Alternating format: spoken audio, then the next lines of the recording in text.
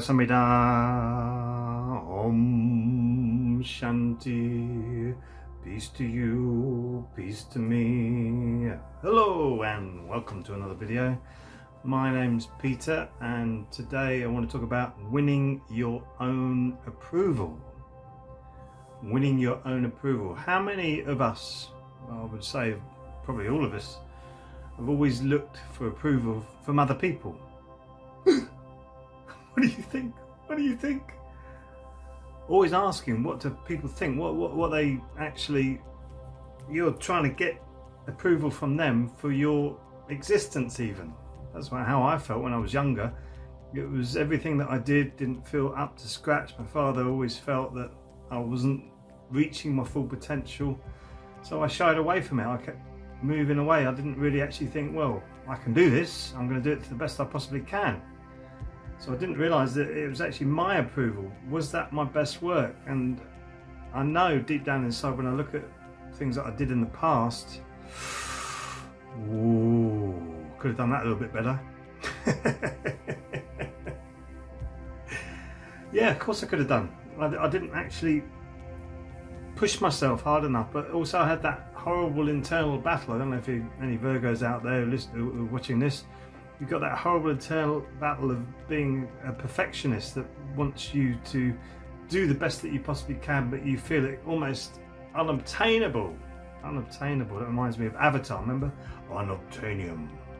Unobtainable. So what is perfect? Perfect is an illusion of the mind.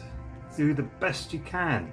Do the best you can. You can hear some of the least perfect music recordings or productions that are actually amazing to listen to because of the heart and soul, and it was the best that the artist could do at that time. Like the Beatles, very good example of that, and also Led Zeppelin, a couple of bands that I used to listen to when I was younger.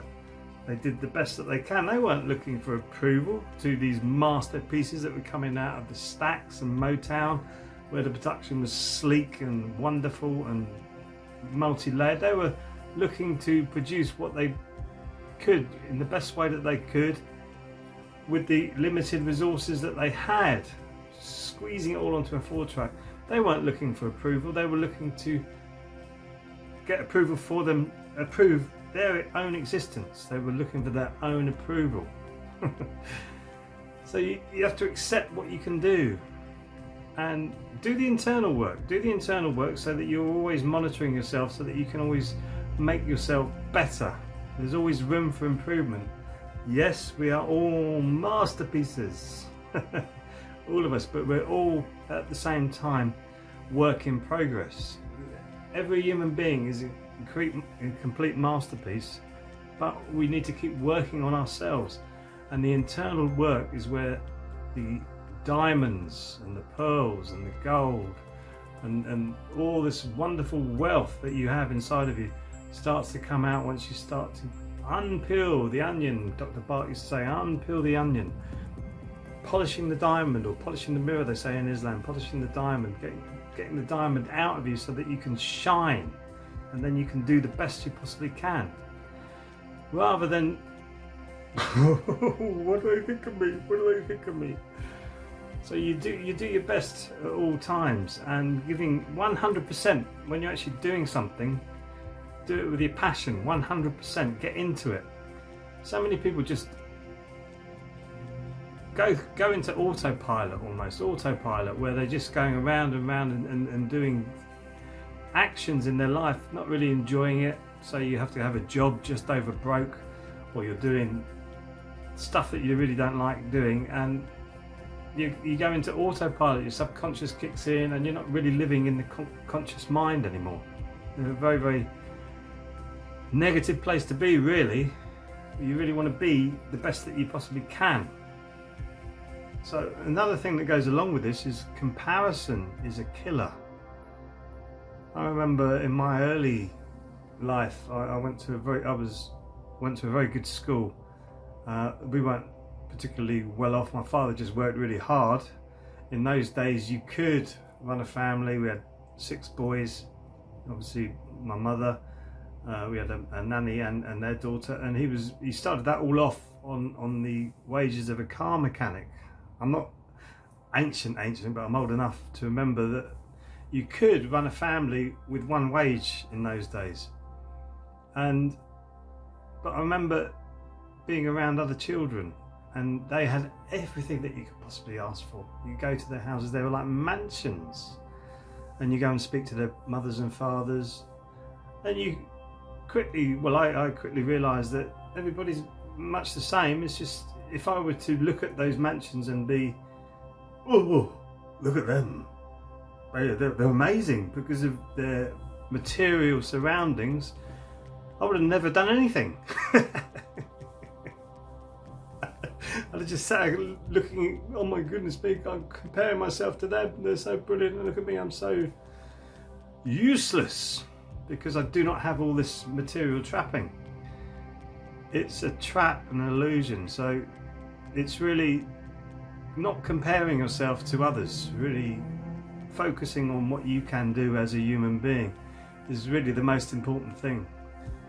Because once you start to compare yourself with other people, it hindered me as a musician, or as a singer I should say. I picked up the bass and I loved James Jamerson out of Motown, and I realised all the bass players that he'd influenced, like John Paul Jones out of Led Zeppelin, or Paul McCartney out of the Beatles, John Entwistle out of the Who, and what was his name, out of the Stranglers, John Jack Manel out of the Stranglers. They were all bass players that I loved, and I loved all that, all the floating around the fretboard as a bass player. I could do that. I remember first getting my Wem first bass. The first bass was Wem. On my 21st birthday I was giving a Fender Precision bass, which I've still got today and I still treasure. But I didn't worry about not having the best instruments. I just worried about how can I make the best sound out of this, and it started to become part of me. Whenever I picked the bass up, people said, wow, that's really connected to you. So it was me connecting with something and not comparing myself to others that actually helped me to move myself forward like that. So if you're comparing yourself to others, like I did with my singing, for instance, I was listening to people like Robert Plant, Freddie Mercury, Jim Morrison, even to a certain extent, those lovely deep timbres, all these amazing singers, and there was my horrible little voice. And I remember the first time that I sang at a gig, I've told the story before, when I was in a duo and we were doing all these rock stuff, and the singer the guitarist, sorry, he really wanted to push the duo, so I was kind of joining him. He wanted me to sing, and I didn't realise that at first, otherwise I would never have done it. And when I first sang, it was awful. The microphone stand wasn't wide enough for me to hide behind, and I really didn't fancy singing, so I went to singing lessons. I didn't really do too well with them, and luckily I got involved with Jackie Raw. She was amazing. She was doing EFT work, emotional freedom techniques, because I was so tense going in to the singing lessons because I was comparing myself to other amazing singers, and I shouldn't have done that. I should have just been accepting myself and nurturing my own talent as a voice. And once I started to do the emotional freedom techniques, get rid of all those preconceptions that I had, and learn to sing with that speech level singing technique, my voice, I can hold a note. You know, I'm not Freddie Mercury. I'm not even a Robert Plant. I'm nowhere near as an amazing singer as them, but I can entertain. I go out and I can entertain with my voice now. People go, wow, I like your voice, it's a nice voice. And to me, that was one of the biggest compliments ever, when somebody came up to me and said, well, I think you've got a really, really great voice. And it's not great, but I can hold a note, I can sing. Now I've learned how to sing, and physically my toning has got better, and it sounds reasonable. You know, it's not oh, I want to get out of this area now where this person's singing. No, it's better. So it was really that comparison with others that stopped me from working on what I really wanted to do, which I love singing. I do love singing. I love sitting there with an acoustic guitar and singing. Building an audience is a different matter. That's harder, but that gradually grows, and I do sing every week now around the community centres in the area that I live in at the end of the Qigong classes that I do, and I really love it. It's great for me, great for them. So it works both ways. But it's that not having to win somebody else's approval to do that. I'm winning my own approval. So, well, actually I can do that. Now I'm going to go out and do it and keep doing it, and then actually you get better at it because your confidence grows. So it was my own approval of myself. Is that good enough? Is that good enough? And not being too harsh a critic on yourself, like a Virgo, slashing it with your intellect. No, it's terrible, terrible. Get rid of all of that. Improve yourself. Do the internal work. You'll find it. Of course you will. It's all there waiting for you to go out there and create what you need to create. I know you can do it. I know you're going to do it, and I look forward to seeing you doing it. Hope you've enjoyed this video. If you have, please like and subscribe, and I'm sure I'll see you in the next video. Sarang Hamida.